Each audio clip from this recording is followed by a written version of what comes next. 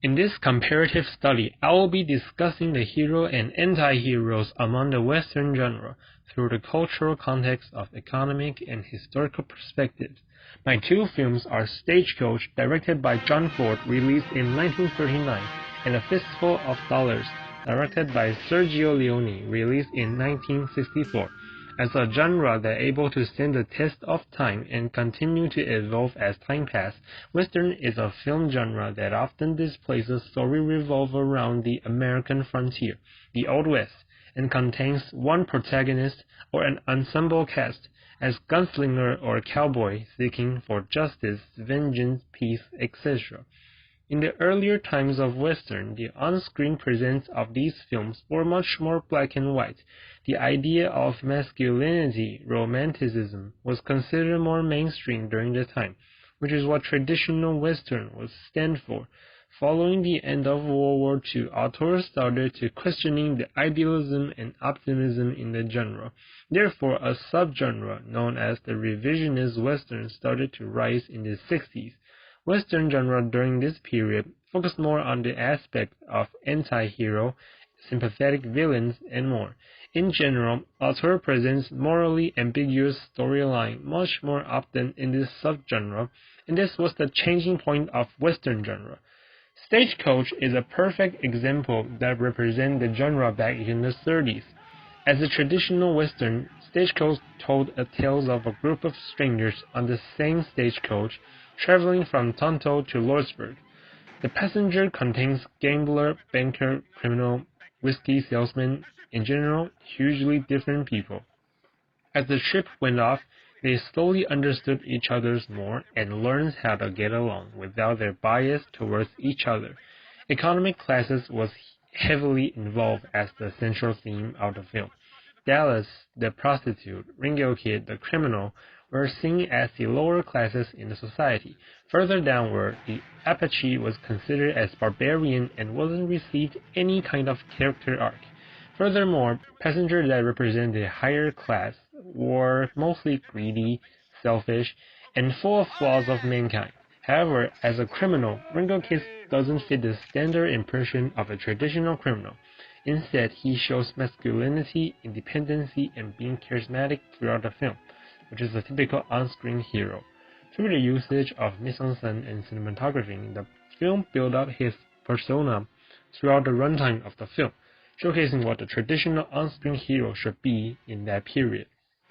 In this scene, Hatfield and Doc Boom were about to start an argument, and he immediately meditated their conflict, showcasing that he is a man of peace and trying to avoid all sort of conflict. He also sit in the middle of the seat, a metaphor that he didn't stand on any side, simply represent righteousness in this scene. A gentleman doesn't smoke in the presence of a lady. 3 weeks ago, I took a bullet out of a man who was shot by a gentleman. The bullet was in his back. You mean to insinuate... Sit down, mister.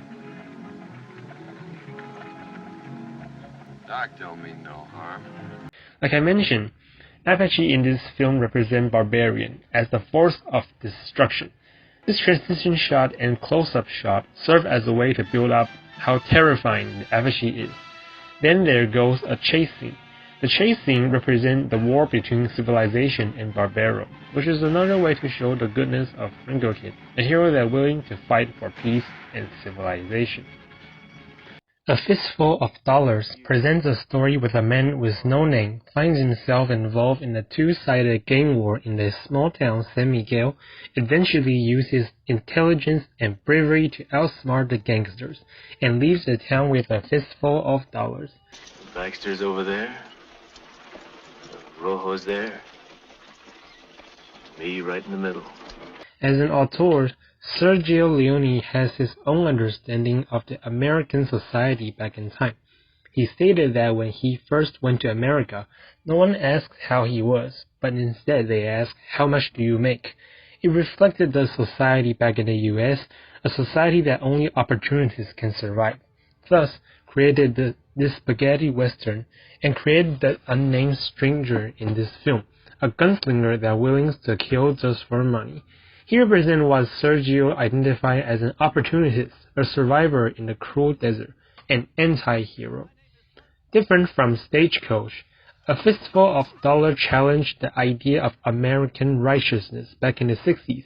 It presents the image of the man with no name through the usage of cinematography and mise-en-scène, much like how the Ringo Kid's image was presented in the Stagecoach. By not having a name, the character immediately separates himself from a named hero into a nobody. The opening shot started with him slowly moved into a scene. He's small and seemingly insignificant in this shot, which contrasts with the introduction shot of Ringo Kid, which is a close-up shot to emphasize the significance of the character. A great example to showcase this man as an anti-hero are the point-of-view shot of his gun. We always witness the death of others through the point of view of his gun. That's because Sergio wants to show that violence are inevitable and must be conducted for survival. It showcases how quickly and fatally the gun is towards others. Yet, we never think through the perspective of Ringo Kid's gun as he's shooting. In this scene, he heard the argument between the gangster family about how to deal with him, and his first instinct is to immediately walk away, since he won't get any benefit by stepping between them. This shows another contrast between him and Ringo Kid, since he's not a typical on-screen hero. But didn't you know all our men live here with us? That's all very cozy, but I don't find you men all that appealing. Besides, your brother said he didn't have any need for me anymore right now. In this scene, Sergio used the shadow to show that he is no ordinary hero. He hides in the shadow and pulling the string secretly. Compared to this shot, where Ringo Kid walks out of the shadow and faces his enemies, represent his sense of righteousness, once again shows how different these two people are fundamentally. One hide in the shadow, while another stand into the light. In conclusion, The Man with No Name and Ringo Kid both born to fit the on-screen hero image in their time period. Ringo Kid was born in the 30s as a traditional hero, while the unnamed stranger was born during the time of revisionist Western, which shows a much more complex human nature from him. By contrasting their on-screen image, the differences between a traditional hero and an anti-hero can be clearly seen through the economic value and historical value.